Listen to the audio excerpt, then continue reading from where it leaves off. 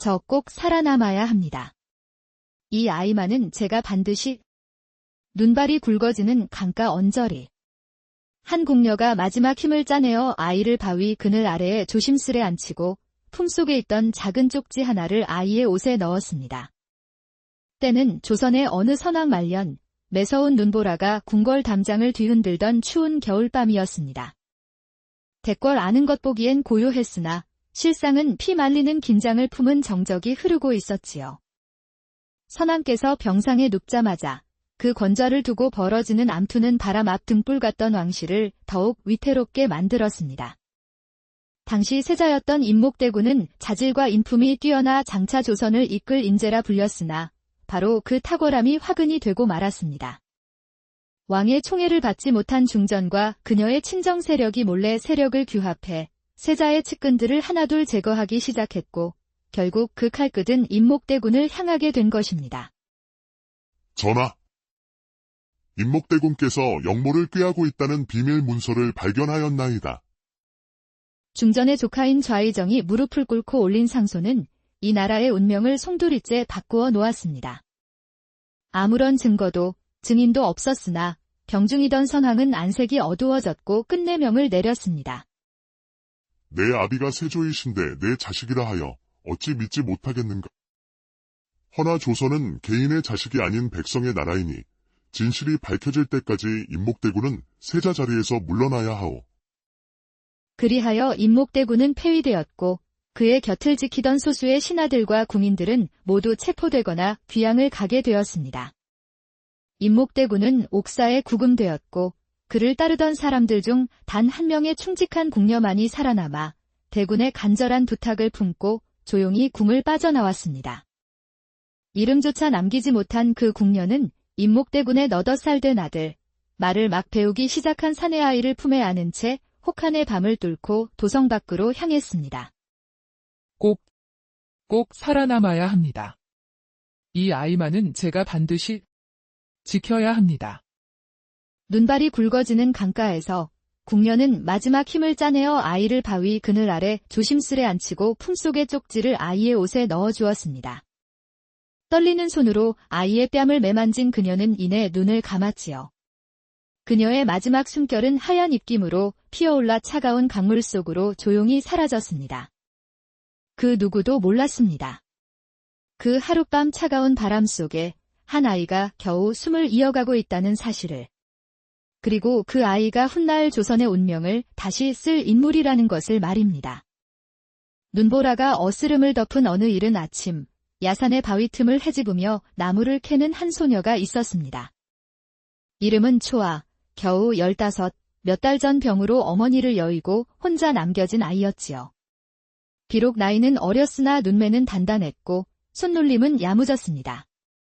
산나무를 캐다 쌀 한 뎃밥과 맞바꾸는 것이 초아에겐 유일한 생계 수단이었으니까요. 이런 날에 누가 산에 오겠어? 나라도 부지런히 움직여서 뭘 좀 찾아가야지. 말없이 산을 오르던 초아는 이끼 낀 바위 밑에서 작은 무언가가 꿈틀거리는 것을 보았습니다. 조심스레 다가가 보니 4~5살쯤 되어 보이는 사내아이 하나가 바위 그늘 아래에서 몸을 웅크리고 있었습니다. 입술은 파랗게 질려 있었고 입은 옷은 비단 같았으나 여기저기 찢어져 궁중 하인의 흔적이 어렴풋이 남아있는 듯 했습니다. 세상에. 너 거기서 뭐 하고 있었던 거야? 이러다 얼어 죽을 뻔했잖니. 초아는 자신의 외투를 벗어 아이를 감싸고 조심스럽게 품에 안아 집으로 돌아왔습니다. 허름한 움막 같은 집이었지만 불을 지피고 아껴둔 마른 나무를 써서 따뜻한 죽을 끓였습니다. 그 작은 아이는 아무 말도 없이 초아가 떠주는 밥숟가락을 받아 먹으며 울지도 웃지도 않았습니다. 며칠간 열병을 앓던 아이는 초아의 극진한 간호 덕에 점점 건강을 회복해 갔습니다. 얘야, 이름이 뭐니? 어디서 왔어? 아이의 눈이 잠시 흔들렸지만 이내 고개를 저었습니다. 모르겠어요. 아무것도. 기억이 나지 않아요. 초아는 고민 끝에 아이를 강이라 부르기로 했습니다. 강가에서 주워온 아이라는 뜻에서 비롯된 단순한 이름이었지만 그 순간부터 두 사람은 가족이 되었습니다. 그래, 강이야. 이제부터 내 이름은 강이야. 너랑 나랑 이제 둘이서 씩씩하게 살아보자. 그날 이후 초아는 누나처럼 때로는 어머니처럼 강희를 살뜰히 돌보았습니다. 동량도 함께 다니고 산나물도 함께 캐며 하루하루를 버텼지요. 초아가 힘에 겨워 쓰러질 땐 어린 강희가 삐뚤빼뚤한 손으로 물을 떠오고 작은 손으로 장작을 주워왔습니다. 두 사람이 사는 작은 움막은 매서운 눈보라 속에서도 따뜻한 온기로 가득했습니다. 그렇게 세월은 빠르게 흘러 강희가 바위 밑에서 발견된 날로부터 벌써 10년이 지나 10살이 되었습니다. 추운 겨울 움막 속에서 시작된 삶은 비록 넉넉하지 않았지만 초아의 품 안에서 그는 사람 사는 온기를 배워갔습니다. 강아, 이 나물은 독초니까 절대 입에 대면 안 된다. 알겠지? 응, 누나. 잊지 않을게. 초아는 강희에게 산에서 나물 고르는 법, 장작 패는 법, 비 오는 날 지붕을 고치는 법까지 살아가는 데 필요한 모든 것을 하나하나 가르쳤습니다. 강희는 또래보다 훨씬 어른스러웠는데 그것은 배움보다는 힘든 상황이 그를 그렇게 자라게 했기 때문일지도 몰랐습니다. 강희는 동량길에 나설 때면 늘 초아의 손을 꼭 잡고 마을 어귀로 향했습니다. 어떤 날은 굶주린 개에게 얻어온 풀빵 한 조각을 던져주기도 하고 또 어떤 날은 추위에 떠는 떠돌이 노파에게 자신의 외투를 벗어 덮어주기도 했습니다. 그걸 왜 줘, 강아. 너도 추운데. 누나, 난 괜찮아. 누나가 곁에 있어서 마음이 따뜻하니까. 그 말에 초아는 눈시울이 붉어졌습니다. 차라리 모진 세상을 모르고 자라주었으면 하는 바람과 이토록 어여쁜 아이로 커져서 고맙다는 마음이 뒤섞인 눈물이었습니다. 하얀 눈이 온 땅을 덮고 세상이 숨을 죽인 듯 고요한 어느 날이었습니다. 초아와 강희는 동량을 다녀오는 길이었습니다. 저물녘 마을 어귀에서 굶주린 듯 보이는 한 노인을 마주쳤습니다. 수염은 길게 자라 하얗게 눈발에 뒤덮였고 겉옷은 다 해져 속살이 드러날 지경이었지요. 강희는 망설임 없이 손에 들고 있던 주먹밥 하나를 그 노인의 손에 쥐어주었습니다. 초아는 아껴둔 물병을 꺼내 함께 내밀었고 노인은 말없이 그것들을 받아들더니 깊은 숨을 몰아쉰 뒤 고개를 숙였습니다. 두 아이의 착한 마음이 이 늙은이에게는 약이로구나. 인연이란 것이 참으로 묘하도다. 노인은 그 말을 남기고는 조용히 자리를 떴고 초아와 강희는 그 일을 깊이 생각하지 않았습니다. 그 작은 구원의 손길이 훗날 어떤 운명의 고리를 풀게 될지 아무도 알지 못한 채로 말입니다. 그로부터 며칠 뒤 마을에서는 부잣집 소 한 마리가 도둑맞는 큰 사건이 벌어졌습니다. 사람들이 들끓는 가운데 이상하게도 강희의 이름이 사람들의 입에 오르내리기 시작했습니다. 그 아이. 전에 우물가에서 어슬렁거리는 걸 봤는데. 그래, 외지인이고 정체도 뚜렷하지 않은 거지 아이 아니던가? 필시 그 아이 짓일 거야. 한 사람이 말문을 트자 둘이 되고 셋이 되었고 이내 마을 사람 모두가 고개를 끄덕이기 시작했습니다. 거지라는 이유 하나만으로 말이 씨가 되어 의심이 증거가 되어버렸습니다. 아니에요. 강희는 절대 그런 아이가 아니에요. 제발 믿어주세요. 초아는 두 손 모아 사정했지만 분노에 휩싸인 마을 사람들은 도무지 귀를 기울이지 않았습니다. 기어코 마을 광장에는 멍석이 깔렸고 강희는 억울한 누명을 쓴 채 그 위에 내몰렸습니다.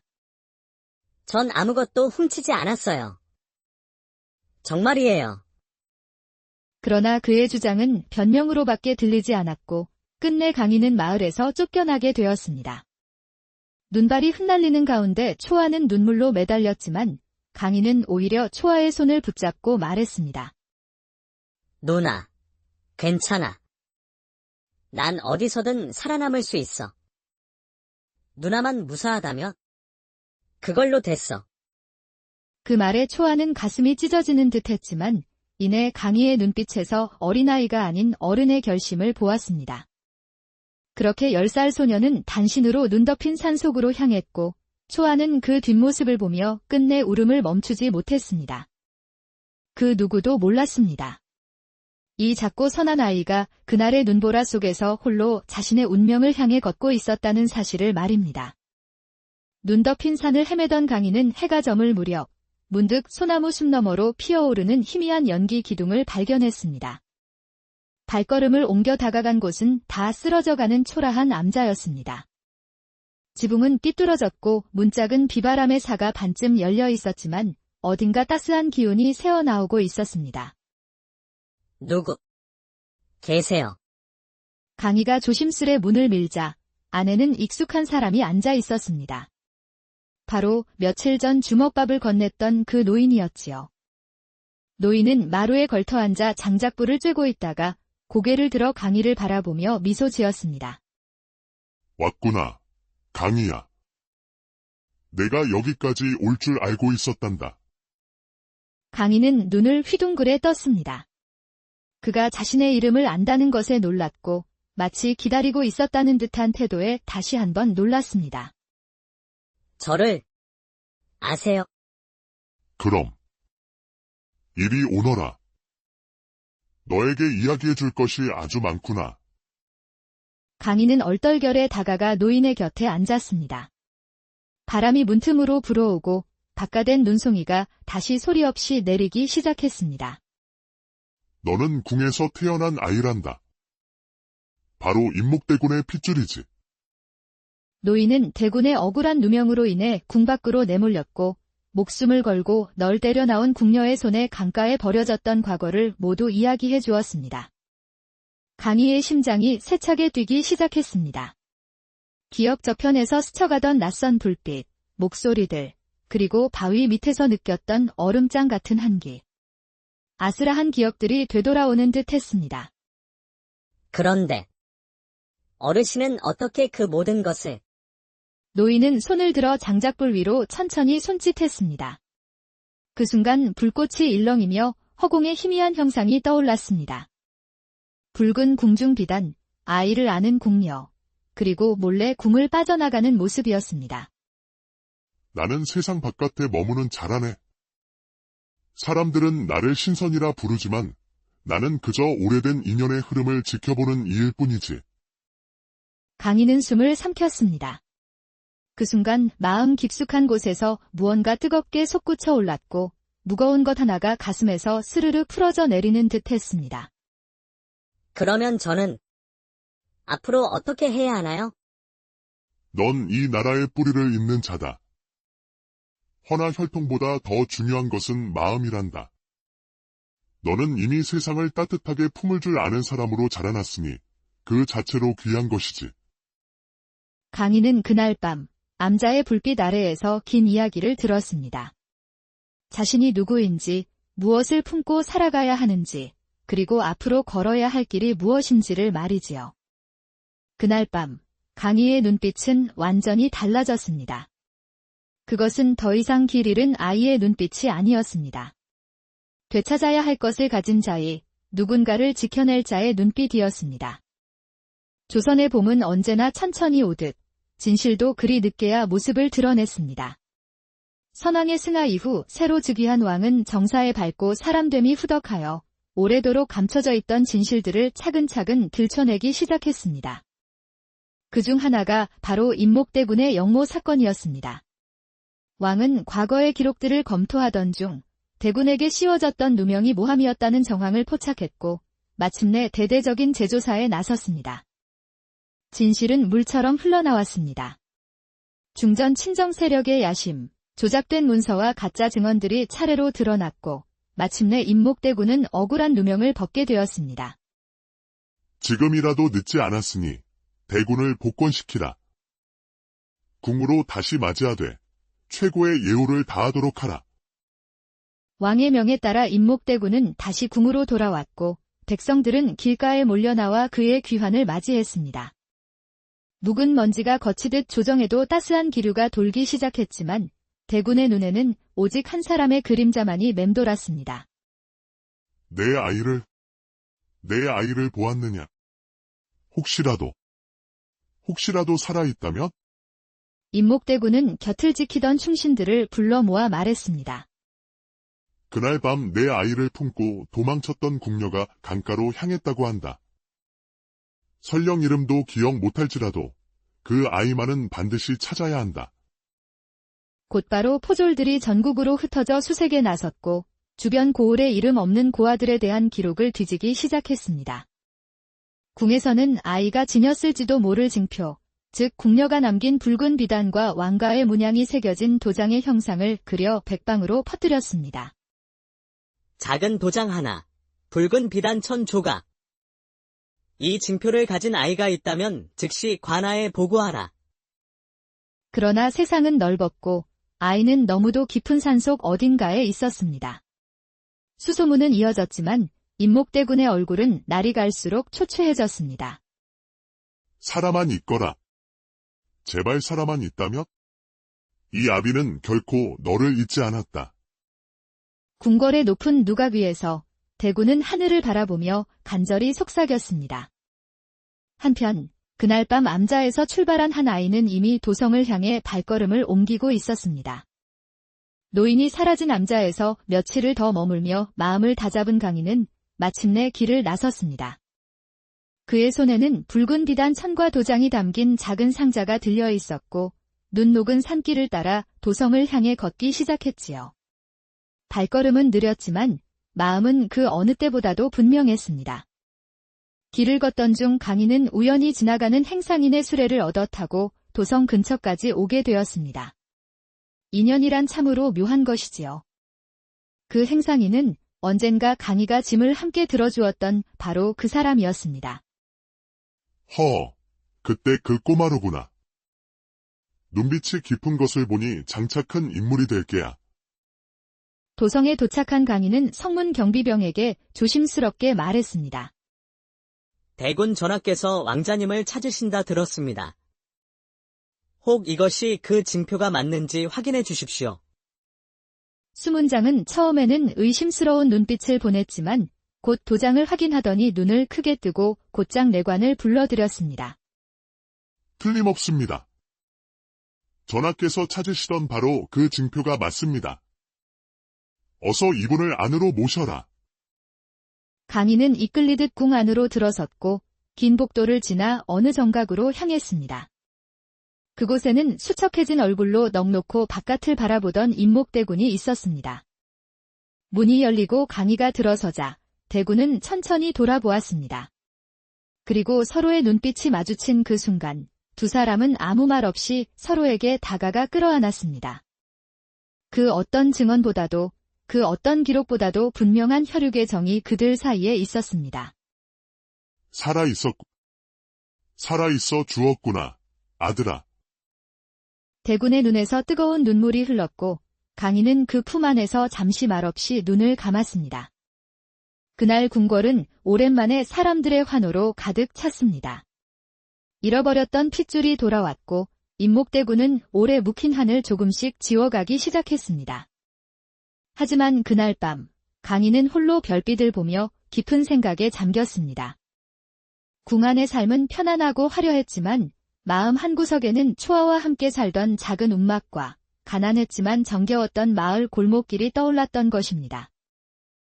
나는 여기에 속한 사람이기도 하지만 저 바깥 세상 또한 잊지 못하는 사람이구나. 그렇게 강희는 궁 안에 살되 궁 밖의 세상도 품을 수 있는 사람으로 살아가야겠다고 다짐했습니다. 그것이 신선히 말한 자신이 지켜야 할 것임을 이제는 알 것 같았습니다. 궁에 들어온 강희는 점차 왕실의 품에서 안정을 되찾았지만 그의 마음속 한편은 언제나 궁 밖을 향하고 있었습니다. 찬란한 옥좌보다도 초아와 함께 지내던 작고 따뜻한 움막이 더 그리웠던 강희는 이내 마음을 정하고 왕에게 청을 올렸습니다. 어느덧 그의 수염이 푸릇하게 자라나던 시절이었습니다. 소인은 궁의 은혜에 감사하오나 백성의 삶 속에서 배운 것을 잊고 싶지 않습니다. 궁궐 밖 가난한 이들이 서로를 도우며 살아갈 수 있는 마을을 세울 수 있도록 허락하여 주시옵소서. 왕은 그의 뜻을 높이사 한양 인근에 기름진 들판 일부를 하사했습니다. 그렇게 강희의 손으로 새롭게 태어난 마을이 있었으니 그것이 바로 장민촌이라 불리게 된 곳이었습니다. 양민촌은 처음에는 허허벌판이었지만 강인은 몸소 나무를 옮기고 벽돌을 쌓으며 하나하나 기초부터 만들어 나갔습니다. 그의 곁에는 과거 강희에게 도움을 받았던 마을 사람들과 그의 따뜻한 뜻을 품은 자들이 하나둘 모여들었습니다. 이곳은 누구나 이름 없이 살아도 괜찮은 곳입니다. 가진 것이 없어도 정 하나로 서로 의지하며 살아갈 수 있는 곳이어야 합니다. 양민촌에는 고아와 과부, 떠돌이 장수와 병든 노인까지 사연 많은 이들이 모였습니다. 누군가는 텃밭을 일구었고 누군가는 아이들을 가르치는 작은 서당을 열었습니다. 하루하루가 비록 고단했지만 그 안에는 온정과 웃음이 자라났습니다. 강인은 마을 입구에 여기 머무는 이는 다 주인이다라는 글꼴을 직접 써붙였고 사람들은 존경의 의미를 담아 그를 이 강 어른이라 불렀습니다. 그러던 어느 날 낯익은 여인 하나가 마을 입구로 천천히 걸어 들어왔습니다. 해진 옷에 그을린 얼굴, 그러나 한결같이 단단한 눈빛. 누나. 초아 누나. 강인은 놀라움과 기쁨으로 그 자리에 얼어붙었습니다. 초아 또한 잠시 멈칫하더니 이내 눈물을 글썽이며 달려와 강희를 힘껏 안았습니다. 살아있었군. 강. 이렇게 훌륭하게 자라다니. 그날 양민촌에는 큰 잔치가 벌어졌습니다. 모두가 알고 있었습니다. 강희에게 있어 이 마을은 집이 되었고 초아가 온 순간부터 그 집은 진정으로 완전해졌다는 것을 말입니다. 양민촌에 초아가 돌아온 이후 강희의 삶은 더욱 깊은 의미를 품게 되었습니다. 둘은 마을을 함께 돌보며 누가 먼저랄 것도 없이 손을 맞잡고 살아갔습니다. 어느 따뜻한 봄날 강희는 마을 사람들을 모아 조촐한 예식을 열었습니다. 다름 아닌 초아와의 혼례였습니다. 붉은 비단 대신 들꽃을 꺾어 머리에 꽂고 화려한 관복 대신 깨끗이 빨아 입은 옷으로 서로를 마주했지요. 누나. 아니. 초아야. 이 손. 이제 절대 놓지 않을게. 응, 강아. 나도 오래 기다렸어. 이제 정말 가족이 되었구나. 사람들은 박수와 웃음으로 두 사람을 축복했고 양민촌은 그날 하루 종일 잔치가 이어졌습니다. 시간은 흘러 강희와 초아의 이름은 양민촌의 전설처럼 전해졌습니다. 고아와 떠돌이였던 그들이 마을을 일구고 사람들의 삶을 바꾸었다는 이야기는 먼 고을까지 퍼져나갔습니다. 한편 궁에서 그들의 삶을 지켜보던 임목대군은 때때로 편지를 보내오곤 했습니다. 내 아들 강희야. 너의 선택이야말로 진정한 왕의 마음이다. 아비는 내가 자랑스럽구나. 강희는 그 편지를 받아들고 늘 말없이 미소 지었지만 초아만은 알 수 있었습니다. 그 미소 속에 부친을 향한 깊은 그리움과 후회 없는 삶에 대한 자부심이 담겨 있다는 것을요. 세월이 지나 강희와 초아가 노년이 되었을 때 마을 입구엔 그들을 기리는 작은 비석이 하나 세워졌습니다. 강희와 초아의 집이 있던 곳 정이 머물고 마음이 자란 곳이었노라. 아이들은 그 비석 옆에서 숨바꼭질을 하고 어른들은 그 앞을 다정히 웃으며 지나갔습니다. 그리고 마을 어귀엔 여전히 작은 간판 하나가 걸려 있었지요. 여기 머무는 이는 다 주인이다. 그 말처럼 강희와 초아가 남긴 마을은 모두의 집이었고 그들의 삶은 한편의 따뜻한 이야기로 오래도록 사람들의 마음에 머물렀습니다. 그리고 그 삶은 지금도 우리에게 말을 걸고 있습니다. 사람 위에 사람 없고 사람 아래 사람 없다. 누구든 따뜻한 마음과 올곧은 뜻을 품고 살아간다면 세상 어디서든 귀한 사람이 될 수 있다는 강요. 저 꼭 살아남아야 합니다. 이 아이만은 제가 반드시. 눈발이 굵어지는 강가 언저리. 한 궁녀가 마지막 힘을 짜내어 아이를 바위 그늘 아래에 조심스레 앉히고 품속에 있던 작은 쪽지 하나를 아이의 옷에 넣었습니다. 때는 조선의 어느 선왕 말년 매서운 눈보라가 궁궐 담장을 뒤흔들던 추운 겨울밤이었습니다. 대궐 아는 것 보기엔 고요했으나 실상은 피 말리는 긴장을 품은 정적이 흐르고 있었지요. 선왕께서 병상에 눕자마자 그 권좌를 두고 벌어지는 암투는 바람 앞 등불 같던 왕실을 더욱 위태롭게 만들었습니다. 당시 세자였던 임목대군은 자질과 인품이 뛰어나 장차 조선을 이끌 인재라 불렸으나 바로 그 탁월함이 화근이 되고 말았습니다. 왕의 총애를 받지 못한 중전과 그녀의 친정 세력이 몰래 세력을 규합해 세자의 측근들을 하나둘 제거하기 시작했고 결국 그 칼끝은 임목대군을 향하게 된 것입니다. 전하, 임목대군께서 영모를 꾀하고 있다는 비밀 문서를 발견하였나이다. 중전의 조카인 좌의정이 무릎을 꿇고 올린 상소는 이 나라의 운명을 송두리째 바꾸어 놓았습니다. 아무런 증거도 증인도 없었으나 병중이던 선왕은 안색이 어두워졌고 끝내 명을 내렸습니다. 내 아비가 세조이신데 내 자식이라 하여 어찌 믿지 못하겠는가? 허나 조선은 개인의 자식이 아닌 백성의 나라이니 진실이 밝혀질 때까지 임목대군은 세자 자리에서 물러나야 하오.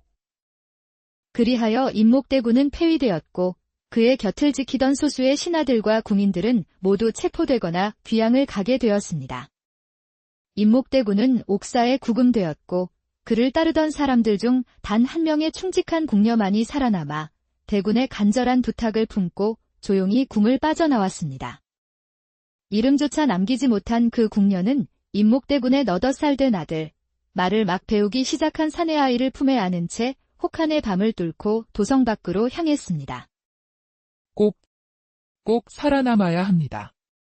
이 아이만은 제가 반드시 지켜야 합니다. 눈발이 굵어지는 강가에서 궁녀는 마지막 힘을 짜내어 아이를 바위 그늘 아래 조심스레 앉히고 품속의 쪽지를 아이의 옷에 넣어주었습니다. 떨리는 손으로 아이의 뺨을 매만진 그녀는 이내 눈을 감았지요. 그녀의 마지막 숨결은 하얀 입김으로 피어올라 차가운 강물 속으로 조용히 사라졌습니다. 그 누구도 몰랐습니다. 그 하룻밤 차가운 바람 속에 한 아이가 겨우 숨을 이어가고 있다는 사실을. 그리고 그 아이가 훗날 조선의 운명을 다시 쓸 인물이라는 것을 말입니다. 눈보라가 어스름을 덮은 어느 이른 아침, 야산의 바위 틈을 헤집으며 나무를 캐는 한 소녀가 있었습니다. 이름은 초아, 겨우 15, 몇 달 전 병으로 어머니를 여의고 혼자 남겨진 아이였지요. 비록 나이는 어렸으나 눈매는 단단했고 손놀림은 야무졌습니다. 산나무를 캐다 쌀 한 뎃밥과 맞바꾸는 것이 초아에겐 유일한 생계 수단이었으니까요. 이런 날에 누가 산에 오겠어? 나라도 부지런히 움직여서 뭘 좀 찾아가야지. 말없이 산을 오르던 초아는 이끼 낀 바위 밑에서 작은 무언가가 꿈틀거리는 것을 보았습니다. 조심스레 다가가 보니 4~5살쯤 되어 보이는 사내아이 하나가 바위 그늘 아래에서 몸을 웅크리고 있었습니다. 입술은 파랗게 질려 있었고 입은 옷은 비단 같았으나 여기저기 찢어져 궁중 하인의 흔적이 어렴풋이 남아있는 듯 했습니다. 세상에. 너 거기서 뭐 하고 있었던 거야? 이러다 얼어 죽을 뻔했잖니. 초아는 자신의 외투를 벗어 아이를 감싸고 조심스럽게 품에 안아 집으로 돌아왔습니다. 허름한 움막 같은 집이었지만 불을 지피고 아껴둔 마른 나무를 써서 따뜻한 죽을 끓였습니다. 그 작은 아이는 아무 말도 없이 초아가 떠주는 밥숟가락을 받아먹으며 울지도 웃지도 않았습니다. 며칠간 열병을 앓던 아이는 초아의 극진한 간호 덕에 점점 건강을 회복해 갔습니다. 얘야, 이름이 뭐니? 어디서 왔어? 아이의 눈이 잠시 흔들렸지만 이내 고개를 저었습니다. 모르겠어요.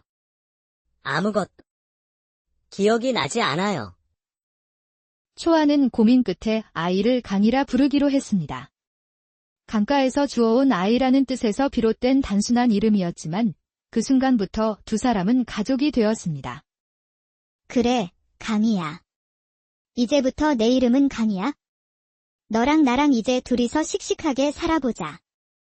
그날 이후 초아는 누나처럼 때로는 어머니처럼 강이를 살뜰히 돌보았습니다. 동량도 함께 다니고 산나물도 함께 캐며 하루하루를 버텼지요. 초아가 힘에 겨워 쓰러질 땐 어린 강이가 삐뚤빼뚤한 손으로 물을 떠오고 작은 손으로 장작을 주워왔습니다. 두 사람이 사는 작은 움막은 매서운 눈보라 속에서도 따뜻한 온기로 가득했습니다. 그렇게 세월은 빠르게 흘러 강희가 바위 밑에서 발견된 날로부터 벌써 10년이 지나 10살이 되었습니다. 추운 겨울 움막 속에서 시작된 삶은 비록 넉넉하지 않았지만 초아의 품 안에서 그는 사람 사는 온기를 배워갔습니다. 강아, 이 나물은 독초니까 절대 입에 대면 안 된다. 알겠지? 응, 누나. 잊지 않을게. 초아는 강희에게 산에서 나물 고르는 법, 장작 패는 법, 비 오는 날 지붕을 고치는 법까지 살아가는 데 필요한 모든 것을 하나하나 가르쳤습니다. 강희는 또래보다 훨씬 어른스러웠는데 그것은 배움보다는 힘든 상황이 그를 그렇게 자라게 했기 때문일지도 몰랐습니다. 강희는 동량길에 나설 때면 늘 초아의 손을 꼭 잡고 마을 어귀로 향했습니다. 어떤 날은 굶주린 개에게 얻어온 풀빵 한 조각을 던져주기도 하고 또 어떤 날은 추위에 떠는 떠돌이 노파에게 자신의 외투를 벗어 덮어주기도 했습니다. 그걸 왜 줘, 강아? 너도 추운데. 누나, 난 괜찮아. 누나가 곁에 있어서 마음이 따뜻하니까. 그 말에 초아는 눈시울이 붉어졌습니다. 차라리 모진 세상을 모르고 자라주었으면 하는 바람과 이토록 어여쁜 아이로 커져서 고맙다는 마음이 뒤섞인 눈물이었습니다. 하얀 눈이 온 땅을 덮고 세상이 숨을 죽인 듯 고요한 어느 날이었습니다. 초아와 강희는 동량을 다녀오는 길이었습니다. 저물녘 마을 어귀에서 굶주린 듯 보이는 한 노인을 마주쳤습니다. 수염은 길게 자라 하얗게 눈발에 뒤덮였고 겉옷은 다 해져 속살이 드러날 지경이었지요. 강희는 망설임 없이 손에 들고 있던 주먹밥 하나를 그 노인의 손에 쥐어 주었습니다. 초아는 아껴둔 물병을 꺼내 함께 내밀었고 노인은 말없이 그것들을 받아들더니 깊은 숨을 몰아쉰 뒤 고개를 숙였습니다. 두 아이의 착한 마음이 이 늙은이에게는 약이로구나. 인연이란 것이 참으로 묘하도다. 노인은 그 말을 남기고는 조용히 자리를 떴고 초아와 강희는 그 일을 깊이 생각하지 않았습니다. 그 작은 구원의 손길이 훗날 어떤 운명의 고리를 풀게 될지 아무도 알지 못한 채로 말입니다. 그로부터 며칠 뒤 마을에서는 부잣집 소 한 마리가 도둑맞는 큰 사건이 벌어졌습니다.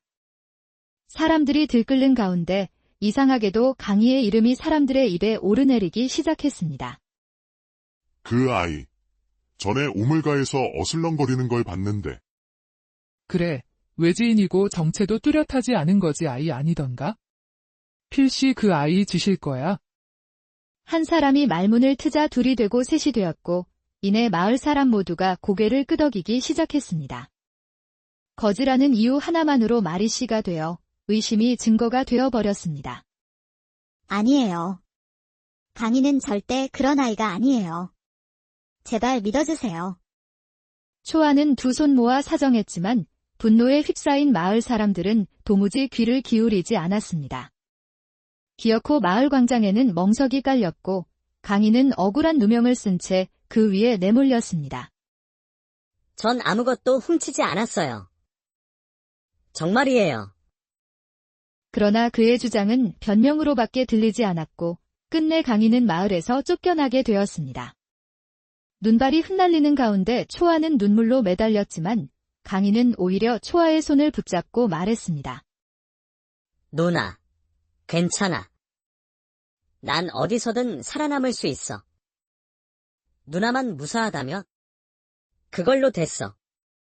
그 말에 초아는 가슴이 찢어지는 듯 했지만 이내 강희의 눈빛에서 어린아이가 아닌 어른의 결심을 보았습니다.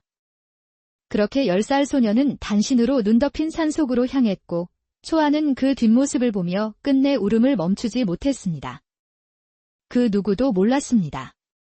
이 작고 선한 아이가 그날의 눈보라 속에서 홀로 자신의 운명을 향해 걷고 있었다는 사실을 말입니다. 눈 덮인 산을 헤매던 강희는 해가 저물 무렵 문득 소나무 숲 너머로 피어오르는 희미한 연기 기둥을 발견했습니다. 발걸음을 옮겨 다가간 곳은 다 쓰러져가는 초라한 암자였습니다. 지붕은 삐뚤어졌고 문짝은 비바람에 사가 반쯤 열려 있었지만 어딘가 따스한 기운이 새어나오고 있었습니다. 누구? 계세요. 강희가 조심스레 문을 밀자 안에는 익숙한 사람이 앉아 있었습니다. 바로 며칠 전 주먹밥을 건넸던 그 노인이었지요. 노인은 마루에 걸터 앉아 장작불을 쬐고 있다가 고개를 들어 강희를 바라보며 미소 지었습니다. 왔구나, 강희야. 내가 여기까지 올 줄 알고 있었단다. 강희는 눈을 휘둥그레 떴습니다. 그가 자신의 이름을 안다는 것에 놀랐고 마치 기다리고 있었다는 듯한 태도에 다시 한번 놀랐습니다. 저를 아세요? 그럼. 이리 오너라. 너에게 이야기해 줄 것이 아주 많구나. 강희는 얼떨결에 다가가 노인의 곁에 앉았습니다. 바람이 문틈으로 불어오고 바깥엔 눈송이가 다시 소리 없이 내리기 시작했습니다. 너는 궁에서 태어난 아이란다. 바로 임목대군의 핏줄이지. 노인은 대군의 억울한 누명으로 인해 궁 밖으로 내몰렸고 목숨을 걸고 널 때려 나온 궁녀의 손에 강가에 버려졌던 과거를 모두 이야기해 주었습니다. 강희의 심장이 세차게 뛰기 시작했습니다. 기억 저편에서 스쳐가던 낯선 불빛, 목소리들, 그리고 바위 밑에서 느꼈던 얼음장 같은 한기. 아슬아한 기억들이 되돌아오는 듯 했습니다. 그런데 어르신은 어떻게 그 모든 것을 노인은 손을 들어 장작불 위로 천천히 손짓했습니다. 그 순간 불꽃이 일렁이며 허공에 희미한 형상이 떠올랐습니다. 붉은 궁중 비단, 아이를 아는 궁녀, 그리고 몰래 궁을 빠져나가는 모습이었습니다. 나는 세상 바깥에 머무는 자라네. 사람들은 나를 신선이라 부르지만 나는 그저 오래된 인연의 흐름을 지켜보는 이일 뿐이지. 강희는 숨을 삼켰습니다. 그 순간 마음 깊숙한 곳에서 무언가 뜨겁게 솟구쳐 올랐고 무거운 것 하나가 가슴에서 스르르 풀어져 내리는 듯 했습니다. 그러면 저는 앞으로 어떻게 해야 하나요? 넌 이 나라의 뿌리를 잇는 자다. 허나 혈통보다 더 중요한 것은 마음이란다. 너는 이미 세상을 따뜻하게 품을 줄 아는 사람으로 자라났으니 그 자체로 귀한 것이지. 강희는 그날 밤 암자의 불빛 아래에서 긴 이야기를 들었습니다. 자신이 누구인지, 무엇을 품고 살아가야 하는지, 그리고 앞으로 걸어야 할 길이 무엇인지를 말이지요.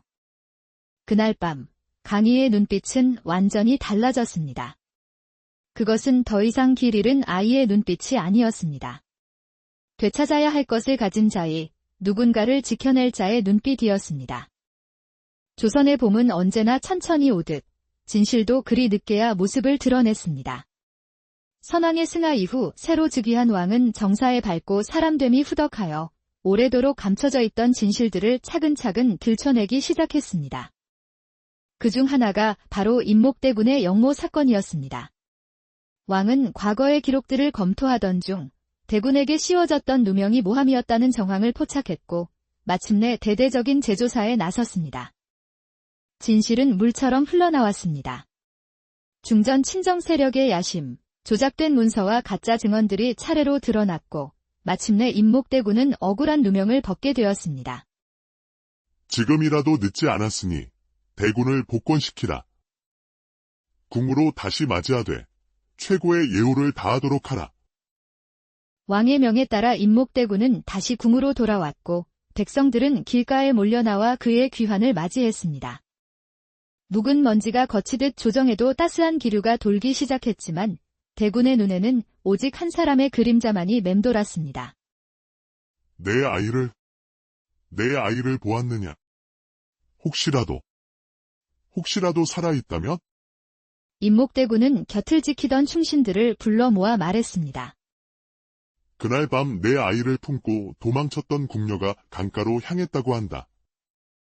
설령 이름도 기억 못할지라도 그 아이만은 반드시 찾아야 한다.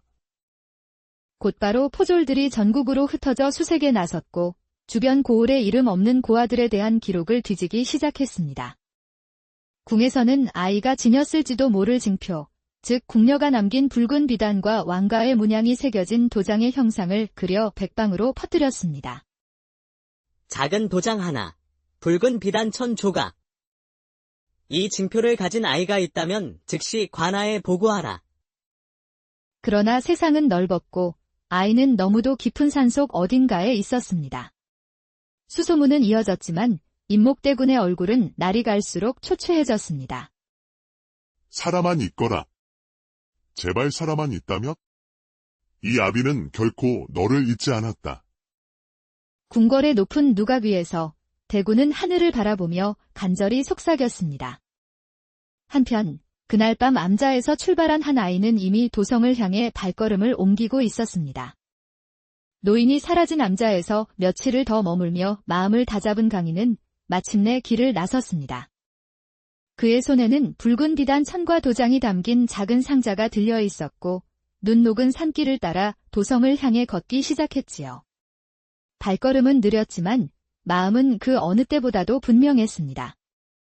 길을 걷던 중 강인은 우연히 지나가는 행상인의 수레를 얻어 타고 도성 근처까지 오게 되었습니다.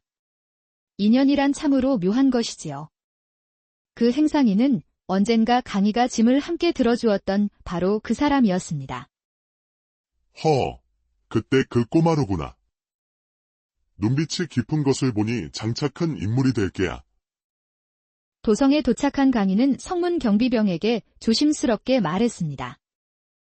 대군 전하께서 왕자님을 찾으신다 들었습니다. 혹 이것이 그 징표가 맞는지 확인해 주십시오. 수문장은 처음에는 의심스러운 눈빛을 보냈지만 곧 도장을 확인하더니 눈을 크게 뜨고 곧장 내관을 불러들였습니다. 틀림없습니다. 전하께서 찾으시던 바로 그 징표가 맞습니다. 어서 이분을 안으로 모셔라. 강희는 이끌리듯 궁 안으로 들어섰고 긴 복도를 지나 어느 정각으로 향했습니다. 그곳에는 수척해진 얼굴로 넋놓고 바깥을 바라보던 임목대군이 있었습니다. 문이 열리고 강희가 들어서자 대군은 천천히 돌아보았습니다. 그리고 서로의 눈빛이 마주친 그 순간 두 사람은 아무 말 없이 서로에게 다가가 끌어안았습니다. 그 어떤 증언보다도 그 어떤 기록보다도 분명한 혈육의 정이 그들 사이에 있었습니다. 살아있어 주었구나, 아들아. 대군의 눈에서 뜨거운 눈물이 흘렀고 강희는 그 품 안에서 잠시 말없이 눈을 감았습니다. 그날 궁궐은 오랜만에 사람들의 환호로 가득 찼습니다. 잃어버렸던 핏줄이 돌아왔고 임목대군은 오래 묵힌 한을 조금씩 지워가기 시작했습니다. 하지만 그날 밤 강희는 홀로 별빛을 보며 깊은 생각에 잠겼습니다. 궁 안의 삶은 편안하고 화려했지만 마음 한구석에는 초아와 함께 살던 작은 움막과 가난했지만 정겨웠던 마을 골목길이 떠올랐던 것입니다. 나는 여기에 속한 사람이기도 하지만 저 바깥 세상 또한 잊지 못하는 사람이구나. 그렇게 강희는 궁 안에 살되 궁 밖의 세상도 품을 수 있는 사람으로 살아가야겠다고 다짐했습니다. 그것이 신선히 말한 자신이 지켜야 할 것임을 이제는 알 것 같았습니다.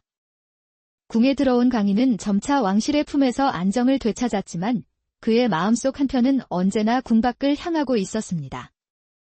찬란한 옥좌보다도 초아와 함께 지내던 작고 따뜻한 움막이 더 그리웠던 강희는 이내 마음을 정하고 왕에게 청을 올렸습니다. 어느덧 그의 수염이 푸릇하게 자라나던 시절이었습니다. 소인은 궁의 은혜에 감사하오나 백성의 삶 속에서 배운 것을 잊고 싶지 않습니다.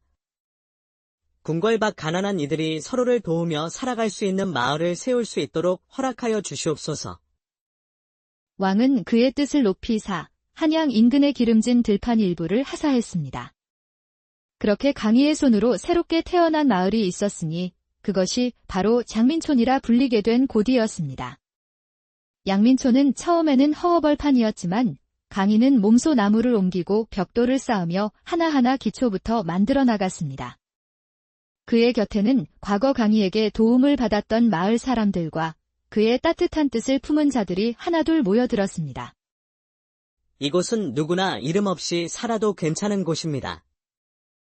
가진 것이 없어도 정 하나로 서로 의지하며 살아갈 수 있는 곳이어야 합니다. 양민촌에는 고아와 과부, 떠돌이 장수와 병든 노인까지 사연 많은 이들이 모였습니다.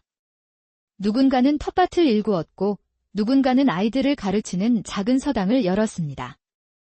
하루하루가 비록 고단했지만 그 안에는 온정과 웃음이 자라났습니다. 강인은 마을 입구에 여기 머무는 이는 다 주인이다라는 글꼴을 직접 써붙였고 사람들은 존경의 의미를 담아 그를 이 강 어른이라 불렀습니다. 그러던 어느 날 낯익은 여인 하나가 마을 입구로 천천히 걸어 들어왔습니다. 해진 옷에 그을린 얼굴, 그러나 한결같이 단단한 눈빛. 누나. 초아 누나. 강인은 놀라움과 기쁨으로 그 자리에 얼어붙었습니다. 초아 또한 잠시 멈칫하더니 이내 눈물을 글썽이며 달려와 강희를 힘껏 안았습니다. 살아 있었군. 강. 이렇게 훌륭하게 자라다니. 그날 양민촌에는 큰 잔치가 벌어졌습니다. 모두가 알고 있었습니다. 강희에게 있어 이 마을은 집이 되었고 초아가 온 순간부터 그 집은 진정으로 완전해졌다는 것을 말입니다. 양민촌에 초아가 돌아온 이후 강희의 삶은 더욱 깊은 의미를 품게 되었습니다. 둘은 마을을 함께 돌보며 누가 먼저랄 것도 없이 손을 맞잡고 살아갔습니다. 어느 따뜻한 봄날 강희는 마을 사람들을 모아 조촐한 예식을 열었습니다. 다름 아닌 초아와의 혼례였습니다. 붉은 비단 대신 들꽃을 꺾어 머리에 꽂고 화려한 관복 대신 깨끗이 빨아 입은 옷으로 서로를 마주했지요. 누나. 아니. 초아야. 이 손. 이제 절대 놓지 않을게. 응, 강아. 나도 오래 기다렸어. 이제 정말 가족이 되었구나. 사람들은 박수와 웃음으로 두 사람을 축복했고 양민촌은 그날 하루 종일 잔치가 이어졌습니다. 시간은 흘러 강희와 초아의 이름은 양민촌의 전설처럼 전해졌습니다.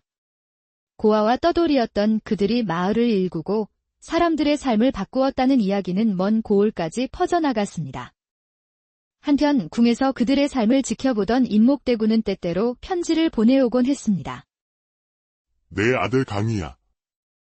너의 선택이야말로 진정한 왕의 마음이다. 아비는 내가 자랑스럽구나. 강희는 그 편지를 받아들고 늘 말없이 미소 지었지만 초아만은 알 수 있었습니다. 그 미소 속에 부친을 향한 깊은 그리움과 후회 없는 삶에 대한 자부심이 담겨 있다는 것을요. 세월이 지나 강희와 초아가 노년이 되었을 때 마을 입구엔 그들을 기리는 작은 비석이 하나 세워졌습니다. 강희와 초아의 집이 있던 곳 정이 머물고 마음이 자란 곳이었노라. 아이들은 그 비석 옆에서 숨바꼭질을 하고 어른들은 그 앞을 다정히 웃으며 지나갔습니다. 그리고 마을 어귀엔 여전히 작은 간판 하나가 걸려 있었지요. 여기 머무는 이는 다 주인이다. 그 말처럼 강희와 초아가 남긴 마을은 모두의 집이었고 그들의 삶은 한편의 따뜻한 이야기로 오래도록 사람들의 마음에 머물렀습니다. 그리고 그 삶은 지금도 우리에게 말을 걸고 있습니다. 사람 위에 사람 없고 사람 아래 사람 없다. 누구든 따뜻한 마음과 올곧은 뜻을 품고 살아간다면 세상 어디서든 귀한 사람이 될 수 있다는 강요. 저 꼭 살아남아야 합니다. 이 아이만은 제가 반드시. 눈발이 굵어지는 강가 언저리. 한 궁녀가 마지막 힘을 짜내어 아이를 바위 그늘 아래에 조심스레 앉히고 품속에 있던 작은 쪽지 하나를 아이의 옷에 넣었습니다. 때는 조선의 어느 선악 말년 매서운 눈보라가 궁궐 담장을 뒤흔들던 추운 겨울밤이었습니다. 대궐 아는 것 보기엔 고요했으나 실상은 피 말리는 긴장을 품은 정적이 흐르고 있었지요. 선왕께서 병상에 눕자마자 그 권좌를 두고 벌어지는 암투는 바람 앞 등불 같던 왕실을 더욱 위태롭게 만들었습니다. 당시 세자였던 임목대군은 자질과 인품이 뛰어나 장차 조선을 이끌 인재라 불렸으나 바로 그 탁월함이 화근이 되고 말았습니다. 왕의 총애를 받지 못한 중전과 그녀의 친정 세력이 몰래 세력을 규합해 세자의 측근들을 하나둘 제거하기 시작했고 결국 그 칼끝은 임목대군을 향하게 된 것입니다. 전하. 임목대군께서 역모를 꾀하고 있다는 비밀 문서를 발견하였나이다. 중전의 조카인 좌의정이 무릎을 꿇고 올린 상소는 이 나라의 운명을 송두리째 바꾸어 놓았습니다. 아무런 증거도 증인도 없었으나 병중이던 선왕은 안색이 어두워졌고 끝내 명을 내렸습니다. 내 아비가 세조이신데 내 자식이라 하여 어찌 믿지 못하겠는가? 허나 조선은 개인의 자식이 아닌 백성의 나라이니 진실이 밝혀질 때까지 임목대군은 세자 자리에서 물러나야 하오. 그리하여 임목대군은 폐위되었고 그의 곁을 지키던 소수의 신하들과 궁인들은 모두 체포되거나 귀양을 가게 되었습니다. 임목대군은 옥사에 구금되었고 그를 따르던 사람들 중 단 한 명의 충직한 궁녀만이 살아남아 대군의 간절한 부탁을 품고 조용히 궁을 빠져나왔습니다. 이름조차 남기지 못한 그 궁녀는 임목대군의 너덧살된 아들, 말을 막 배우기 시작한 사내 아이를 품에 안은 채 혹한의 밤을 뚫고 도성 밖으로 향했습니다. 꼭 살아남아야 합니다. 이 아이만은 제가 반드시 지켜야 합니다. 눈발이 굵어지는 강가에서 궁녀는 마지막 힘을 짜내어 아이를 바위 그늘 아래 조심스레 앉히고 품속의 쪽지를 아이의 옷에 넣어주었습니다. 떨리는 손으로 아이의 뺨을 매만진 그녀는 이내 눈을 감았지요. 그녀의 마지막 숨결은 하얀 입김으로 피어올라 차가운 강물 속으로 조용히 사라졌습니다. 그 누구도 몰랐습니다. 그 하룻밤 차가운 바람 속에 한 아이가 겨우 숨을 이어가고 있다는 사실을. 그리고 그 아이가 훗날 조선의 운명을 다시 쓸 인물이라는 것을 말입니다. 눈보라가 어스름을 덮은 어느 이른 아침, 야산의 바위 틈을 헤집으며 나무를 캐는 한 소녀가 있었습니다. 이름은 초아, 겨우 15, 몇 달 전 병으로 어머니를 여의고 혼자 남겨진 아이였지요. 비록 나이는 어렸으나 눈매는 단단했고 손놀림은 야무졌습니다. 산나무를 캐다 쌀 한 뎃밥과 맞바꾸는 것이 초아에겐 유일한 생계 수단이었으니까요. 이런 날에 누가 산에 오겠어? 나라도 부지런히 움직여서 뭘 좀 찾아가야지. 말없이 산을 오르던 초아는 이끼 낀 바위 밑에서 작은 무언가가 꿈틀거리는 것을 보았습니다. 조심스레 다가가 보니 4~5살쯤 되어 보이는 사내 아이 하나가 바위 그늘 아래에서 몸을 웅크리고 있었습니다. 입술은 파랗게 질려 있었고 입은 옷은 비단 같았으나 여기저기 찢어져 궁중 하인의 흔적이 어렴풋이 남아있는 듯 했습니다. 세상에.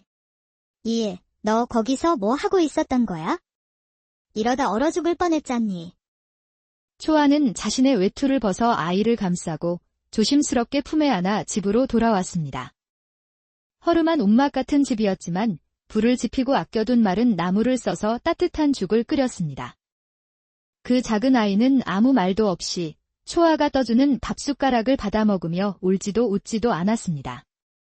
며칠간 열병을 앓던 아이는 초아의 극진한 간호 덕에 점점 건강을 회복해 갔습니다. 얘야, 이름이 뭐니? 어디서 왔어? 아이의 눈이 잠시 흔들렸지만 이내 고개를 저었습니다. 모르겠어요. 아무것도. 기억이 나지 않아요. 초아는 고민 끝에 아이를 강이라 부르기로 했습니다. 강가에서 주워온 아이라는 뜻에서 비롯된 단순한 이름이었지만 그 순간부터 두 사람은 가족이 되었습니다. 그래, 강이야. 이제부터 내 이름은 강이야. 너랑 나랑 이제 둘이서 씩씩하게 살아보자. 그날 이후 초아는 누나처럼 때로는 어머니처럼 강이를 살뜰히 돌보았습니다. 동량도 함께 다니고 산나물도 함께 캐며 하루하루를 버텼지요. 초아가 힘에 겨워 쓰러질 땐 어린 강이가 삐뚤빼뚤한 손으로 물을 떠오고 작은 손으로 장작을 주워왔습니다. 두 사람이 사는 작은 움막은 매서운 눈보라 속에서도 따뜻한 온기로 가득했습니다. 그렇게 세월은 빠르게 흘러 강이가 바위 밑에서 발견된 날로부터 벌써 10년이 지나 10살이 되었습니다. 추운 겨울 움막 속에서 시작된 삶은 비록 넉넉하지 않았지만 초아의 품 안에서 그는 사람 사는 온기를 배워갔습니다. 강아, 이 나물은 독초니까 절대 입에 대면 안 된다. 알겠지? 응, 누나. 잊지 않을게. 초아는 강이에게 산에서 나물 고르는 법, 장작 패는 법, 비 오는 날 지붕을 고치는 법까지 살아가는 데 필요한 모든 것을 하나하나 가르쳤습니다. 강이는 또래보다 훨씬 어른스러웠는데 그것은 배움보다는 힘든 상황이 그를 그렇게 자라게 했기 때문일지도 몰랐습니다. 강희는 동량길에 나설 때면 늘 초아의 손을 꼭 잡고 마을 어귀로 향했습니다. 어떤 날은 굶주린 개에게 얻어온 풀빵 한 조각을 던져주기도 하고 또 어떤 날은 추위에 떠는 떠돌이 노파에게 자신의 외투를 벗어 덮어주기도 했습니다. 그걸 왜 줘, 강아. 너도 추운데. 누나, 난 괜찮아. 누나가 곁에 있어서 마음이 따뜻하니까. 그 말에 초아는 눈시울이 붉어졌습니다. 차라리 모든 세상을 모르고 자라주었으면 하는 바람과 이토록 어여쁜 아이로 커줘서 고맙다는 마음이 뒤섞인 눈물이었습니다. 하얀 눈이 온 땅을 덮고 세상이 숨을 죽인 듯 고요한 어느 날이었습니다. 초아와 강희는 동량을 다녀오는 길이었습니다. 저물녘 마을 어귀에서 굶주린 듯 보이는 한 노인을 마주쳤습니다. 수염은 길게 자라 하얗게 눈발에 뒤덮였고 겉옷은 다 해져 속살이 드러날 지경이었지요. 강희는 망설임 없이 손에 들고 있던 주먹밥 하나를 그 노인의 손에 쥐어 주었습니다. 초아는 아껴둔 물병을 꺼내 함께 내밀었고 노인은 말없이 그것들을 받아들더니 깊은 숨을 몰아쉰 뒤 고개를 숙였습니다. 두 아이의 착한 마음이 이 늙은이에게는 약이로구나. 인연이란 것이 참으로 묘하도다. 노인은 그 말을 남기고는 조용히 자리를 떴고 초아와 강희는 그 일을 깊이 생각하지 않았습니다. 그 작은 구원의 손길이 훗날 어떤 운명의 고리를 풀게 될지 아무도 알지 못한 채로 말입니다. 그로부터 며칠 뒤 마을에서는 부잣집 소 한 마리가 도둑맞는 큰 사건이 벌어졌습니다. 사람들이 들끓는 가운데 이상하게도 강희의 이름이 사람들의 입에 오르내리기 시작했습니다. 그 아이. 전에 우물가에서 어슬렁거리는 걸 봤는데. 그래, 외지인이고 정체도 뚜렷하지 않은 거지 아이 아니던가? 필시 그 아이 짓일 거야. 한 사람이 말문을 트자 둘이 되고 셋이 되었고 이내 마을 사람 모두가 고개를 끄덕이기 시작했습니다. 거지라는 이유 하나만으로 말이 씨가 되어 의심이 증거가 되어버렸습니다. 아니에요. 강희는 절대 그런 아이가 아니에요. 제발 믿어주세요. 초아는 두 손 모아 사정했지만 분노에 휩싸인 마을 사람들은 도무지 귀를 기울이지 않았습니다. 기어코 마을 광장에는 멍석이 깔렸고 강희는 억울한 누명을 쓴 채 그 위에 내몰렸습니다. 전 아무것도 훔치지 않았어요. 정말이에요. 그러나 그의 주장은 변명으로밖에 들리지 않았고 끝내 강희는 마을에서 쫓겨나게 되었습니다. 눈발이 흩날리는 가운데 초아는 눈물로 매달렸지만 강희는 오히려 초아의 손을 붙잡고 말했습니다. 누나, 괜찮아. 난 어디서든 살아남을 수 있어. 누나만 무사하다면 그걸로 됐어. 그 말에 초아는 가슴이 찢어지는 듯 했지만 이내 강희의 눈빛에서 어린아이가 아닌 어른의 결심을 보았습니다. 그렇게 10살 소녀는 단신으로 눈 덮인 산속으로 향했고 초아는 그 뒷모습을 보며 끝내 울음을 멈추지 못했습니다.